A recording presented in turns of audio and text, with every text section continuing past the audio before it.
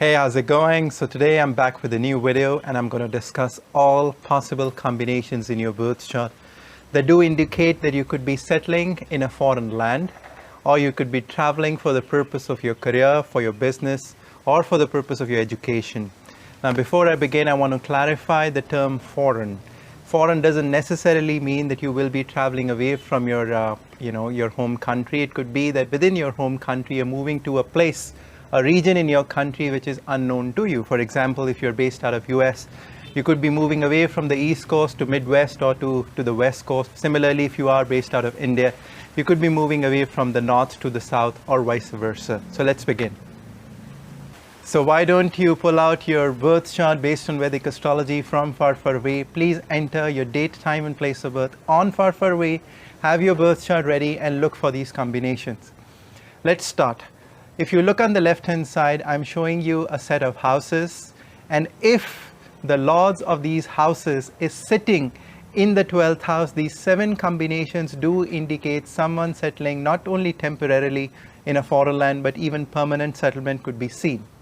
Now, what are these houses? The first house has to do with your life direction. If the first house lord is in the 12th house, it could be the case that you're finding your life's direction in a foreign land. The 4th house has to do with your home. So if the 4th house lord is sitting in the 12th house, you could be having a home away from home. The 7th house lord sitting in the 12th house is an indication that marriage is going to take you away from your place of birth, or it could be the case that business partnerships or relationships in general could also take you away, or you may actually develop relationships in a foreign land.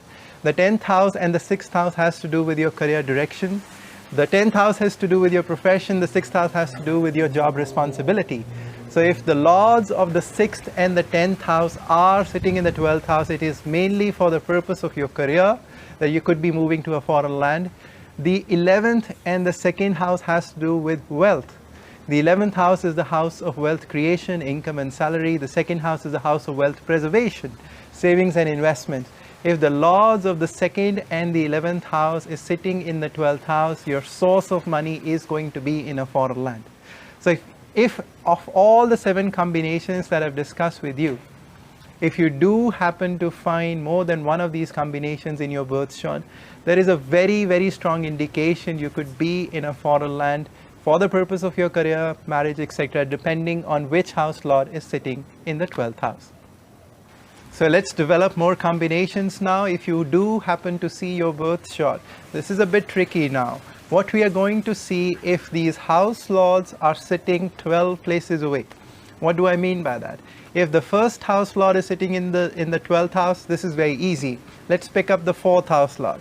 If the 4th house lord is sitting in the 3rd house, in such a situation, the 4th house lord will be 12 places away. How?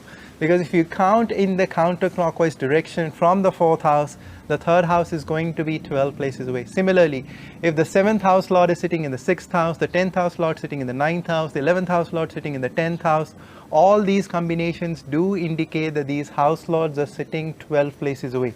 So the first set of 7 combinations I've discussed were these house lords sitting in the 12th house. The second set of 7 combinations that I want to discuss with you, if these house lords are sitting 12 places away. Let me show you a few examples so it becomes more clear to you. Let's have a look at this person's birth chart. She was born as a Gemini ascendant. Her 7th house is in the 9th sign, the sign of Sagittarius, which is controlled by Jupiter, and Jupiter is sitting in the 12th house. This is from the first 7 combinations. She does have that. Let's pick another example. In this person's case, she's born as a Leo ascendant. The 7th house, the house of relationships and marriage, is in the 11th sign, the sign of Aquarius, which is controlled by Saturn and Rahu. And if you see, Saturn and Rahu are sitting 12 places away in the 6th house. This is from the second set of 7 combinations that I've discussed with you. Let me give you my example. In my case, the 4th house lord, Venus, is sitting in the 3rd house. So this is an indication of someone having their home away from home. And I've been traveling for the last many years, building my small little homes in different parts of the world. So this is how you can read it. Let me take another example. In this person's case, you can see the 6th house lord. The 6th house has to do with the nature of work, your job responsibilities. The 6th house lord is sitting 12 places away in the 5th house. So I hope you get the logic.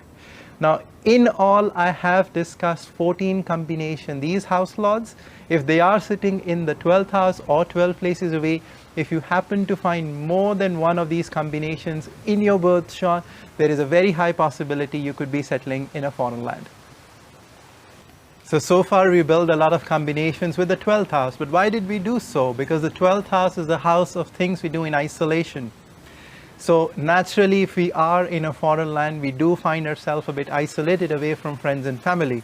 That is why working in a foreign country, dealing with foreigners, or dealing with foreign objects like foreign currency, something of that nature is associated with the 12th house. Similar to the 12th house is the 9th house. The 9th house is the house of long distance travel, foreign travel. So if any of these houses and their house lords is sitting in the 9th house, the possibility of foreign travel could be there. Let's have a look at this person's birth chart. In this person's case, you can see the lord of the first house, Saturn, and the lord of the fourth house, Venus. Both of them are sitting in the 9th house. This person actually moved away from her home country after the age of 30 to a different country. Why did she move after the age of 30? Because the lord of the first house happens to be Saturn. That is another thing you need to keep at the back of your mind. I have so far discussed the house lords in different houses, for example in the 12th or in 12 places away or in the 9th house. But who is the lord is also going to have an influence on when you're going to make that shift, when you're going to travel. If it is Saturn, then most likely that opportunity is going to come very late. So in this person's case rather, she did move away from her home, which is the 4th house. She moved to a foreign land for the purpose of education after the age of 30. Why am I talking about education? Because the 9th house is not only the house of long distance travel, it is also the house of education. So I hope you're able to see the logic here. Once again, let me repeat the last 7 combinations. If the house lords of the 1st, 4th, 7th, 10th, 6th, 2nd and 11th are sitting in the 9th house, there is a possibility of long distance travel associated with the house lord. For example, if it is with the 4th house lord sitting in the 9th, someone moving away from their home, building another home in a foreign land, but the purpose of travel firstly could be for education, because that is what is associated with the 9th house. So I hope you're able to see the logic there. Hey, so let me now introduce you to more combinations connected to divisional charts. So far we've looked at all these combinations in the main birth chart. You can also confirm these combinations from divisional charts. Now let's start with the first 7 combinations. We looked at the house lords on the left hand side. If they were sitting in the 12th house, the same thing you can also see in the related divisional chart. For example, if you're looking at the house lords of the 6th, 10th, 2nd and 11th, which are more to do with your professional life, then look where these house lords are sitting in the D10 chart. Let me give you an example here. Have a look at this person's birth chart. She is born, her first house is controlled by Mars, and Mars in her case is sitting in the 12th house in the main birth chart. This is an indication she could find a life direction in a foreign land.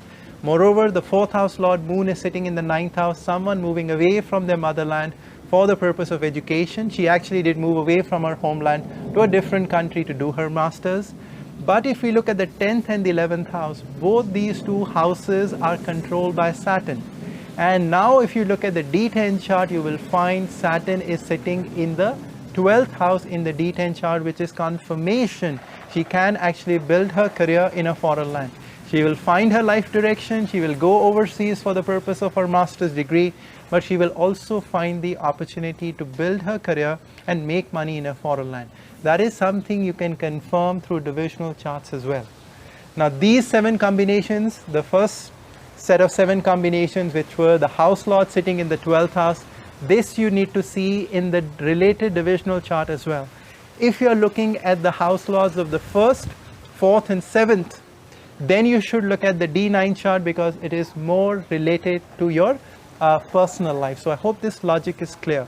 And if you want to do a more detailed analysis, you can look at these house lord combinations in both the charts, both in the D9 and the D10, if you are able to understand all of this. The same analysis you can also do with the house lord sitting in the 9th house in divisional charts. So these 14 combinations that I am that I have discussed with you in this section of the video, these 14 combinations should also be seen in the related divisional charts that will help you confirm certain combinations. Hey, so before I move on to the next set of combinations, I want to introduce you to Upachaya houses, the houses of growth. Of all the 7 houses that you see here, houses 6, 10 and 11 of all these 7 are known as Upachaya houses, houses of growth. Now, if you have identified certain combinations for foreign settlement related, connected to these 3 houses, then you should also keep in mind that that opportunity would come in your life late. That will happen over time. It won't be the case that, hey, for your graduation you went overseas. No. It could be the case that it happened closer to the age of 30 or in the second half of your lives. So keep that in mind. Now, just like we have done in the first set of 21 combinations where we have looked at the houses, we have looked at the house lords, and we have looked at their placement in certain houses, now we are going to do the reverse. We are going to now identify the 12th house lord and the 9th house lord, and we are going to see if they are placed in each one of these 7 houses or any one of these 7 houses.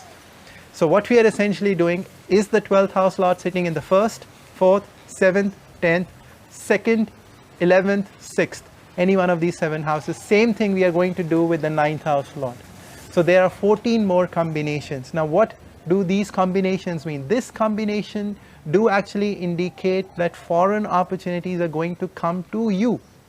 So it could be the case that you're working in your home country, but you're dealing with foreigners. I'll give you my example. If you look at my birth chart, the 12th house lord in my case happens to be Saturn, and Saturn is part of my career. So wherever I'm based in this world, I happen to get in touch with people from all over the world. Some people contact me from Africa, from Finland, from Guam, from New Zealand, from Australia, from Canada. So people are reaching out to me. Foreign opportunities are reaching out to me. So these 14 combinations that I'm showing to you on the screen right now are linked to you finding foreign opportunities in your home country. Although it is not directly linked to foreign travel, but it does give you foreign exposure. So now I'm going to discuss some basic combinations you can readily see in your birth chart. And they are linked with Rahu, which is the north node of the moon, and Ketu, which is the south node of the moon. If this Rahu-Ketu axis, they'll always be placed in opposite houses. If this axis is developing in the 3rd and the 9th house, that means they are in, if Rahu is in the 3rd, Ketu is in the 9th, or vice versa, this combination is an indication of a lot of foreign travel. If this axis is between the 4th and the 10th, Rahu in the 4th, Ketu in the 10th, or vice versa, indicates again foreign settlement for the purpose of your career.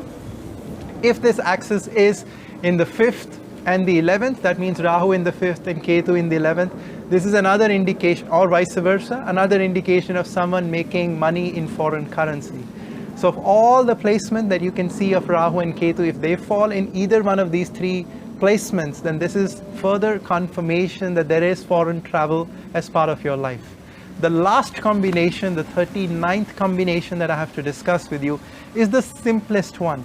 If in your birth chart moon is sitting in the 12th house, that means you will find your peace of mind in isolation. In the modern context, it is someone who is finding their peace in a foreign land. This is the last combination that I had to discuss with you.